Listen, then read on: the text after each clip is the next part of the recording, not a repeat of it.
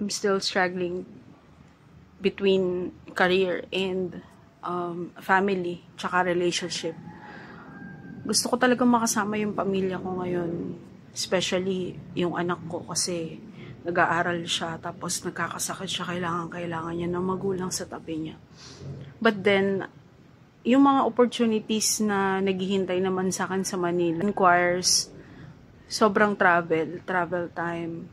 And then, yung salary, hindi rin naman ganun kaganda.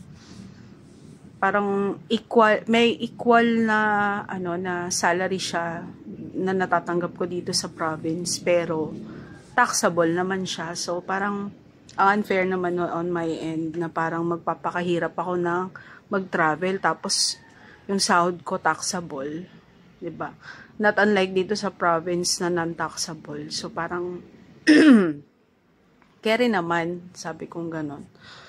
Ang problema ko kasi ngayon, yun nga, bukod sa pagdedesisyon ko, humihingi talaga ako ng guidance kay Lord kung ano talaga yung nararapat for me. Alam ko naman sa sarili ko kung ano yung kailangan ko talagang gawin. Kaso, hindi kasi palaging ganun eh. Sometimes, it requires sacrifices kapag may gusto ka nang mangyari sa buhay.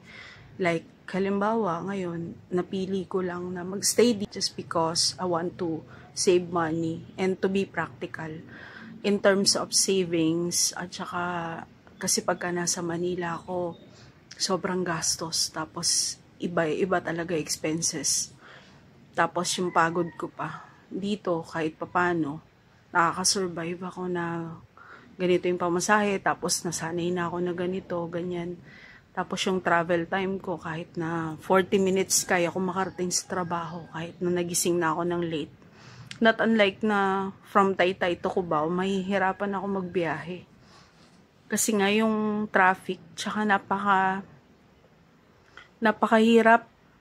Yung commute pa, napakadami mo pang pagdadaanan. Tas magastos kasi from my apartment, let's say, 20 pesos, ganyan. Pagdating mo sa 20 pesos na yun na tricycle, galing ka ng Taytay proper, papunta ka ng highway, ng Tikling, maglalakad ka pa doon papuntang Palmera o di pagod ka pa. Pagdating mo doon, hindi ka pa sure kung makakasakay ka kasi nga punuan, tapos minsan ang hirap paghanap ng Cubao talaga na diretso na. Minsan ang masasakyan mo, tropical. O pagdating mo sa iyon, magbabayad ka ng, I guess, 23 pesos or 26 pesos hanggang tropical na yon. Pagkatapos, yung traffic nga, kasi nga Ortigas, Junction, yung mga pagdadaanan mo. Pagdating mo sa tropical, you have to walk again. You have options kung ano yung sasakyan mo ulit. Again, may Cubao na jeep. Cubao na jeep, it will take another hour to get there, 'di ba? Tapos hindi pa ako sure kasi nga medyo may pagkatanga-tanga kasi ko sa direction eh. So yung walking time na naman, ganyan. Tapos waiting na naman for the jeepney. Pwede naman, yung other option is to ride LRT. So you're going to pass sa overpass ka na, tapos papunta ka ng Emerald, yung papunta ka na ng Cainta Marikina Station up to Araneta Center, Cubao, which is mabilis lang naman. I think it will take mga 10 minutes ganyan to get to Araneta Center.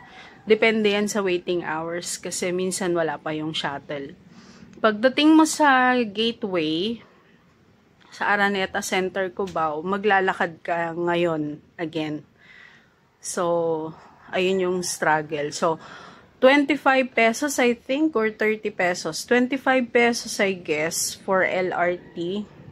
Tapos 23 pesos or 26 pesos, mga let's say 50 pesos na agad from LRT. Tapos yung sinakyan ko na yung sinakyan ko from Tikling 26 o 50 pesos.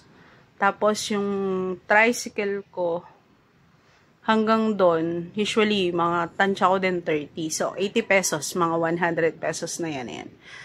80 pesos yung estimated na magagastos ko. Papunta pa lang doon sa trabaho. Tapos, pabalik ko, swerte kung makakasakay ako ng LRT. If it's LRT, 25 pesos so lalakarin ko. Pero pag tricycle, pag jeep na, diretso na ng Taytay, kung meron, 47 yata siya. So, ganun yung presyohan. Tapos, ano pa ba? Again, bababa ako niyan. Depende kung diretso na Taytay or hanggang Santa Lucia is lang, ganyan. Pagdating ng Santa Lucia, so I have to ride again, I guess, 13 pesos or 18 pesos naman siya, ganyan. Tapos maglalakad na ako ulit. So, total of 160 pesos every day.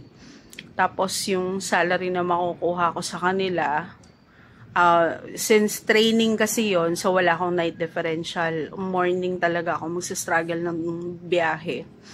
Pero, ang kagandahan lang naman nun, gusto ko yung nature ng work ko kasi that is, one of my specialties or my expertise, which is card services. So, sabi ko, I don't have any problems with that.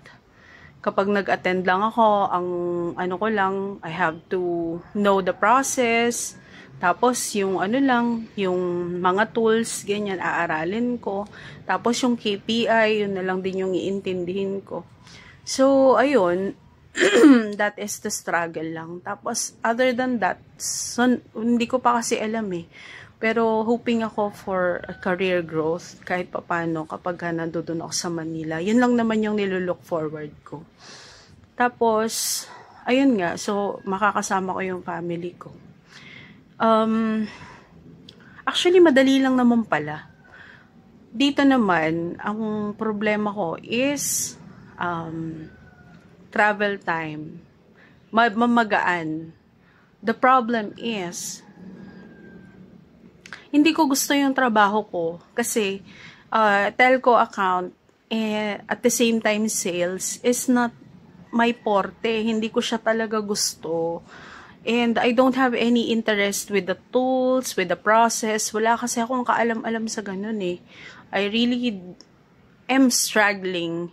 Doon pa nga lang sa previous account ko, which is, card services, tas activation lang talaga. Nagsistruggle akong abutin yung KPI ko. Eto, may KPI ka na, iba na yung mga metrics pagkatapos magsisale ka pa. Dito ang problema mo lang naman daw, mabilis naman daw ang promotion dito. Yun nga lang, kailangan hindi ka mag-a-absent, kailangan on time ka, ganun. Syempre, kasama na rin naman doon yung process itself, 'di ba? Kapag kaya mo siyang abutin kung ano yung metrics na nire-require nila na kailangan abutin mo for you to have a career growth, ganun. Tapos sabi ko, kahit sinasabi nila na attendance lang, pumasok ka ng pumasok. Hindi pa rin yun ganun eh. Hindi pa rin yun masasabi sa ganun eh. Sana, 'di ba? Pero it's not like that. In a BPO world, di naman palaging ganun eh. Porket, 'di ba?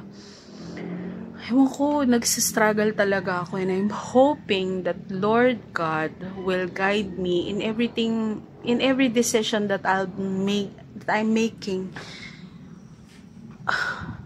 I'm so stressed. Di ko na alam kung anong gagawin ko. Tapos, pag nandito ako, alam mo yung hindi ko na gusto na nandito ako kasi meron akong partner na hindi ko maintindihan yung ugali. Di ko alam kung anong klaseng tao, kung anong sikreto, kung ano. Plastic siya. Yun yung masasabi ko, hindi siya totoo. Ayoko nang ganong makakasama ko, sayang lang.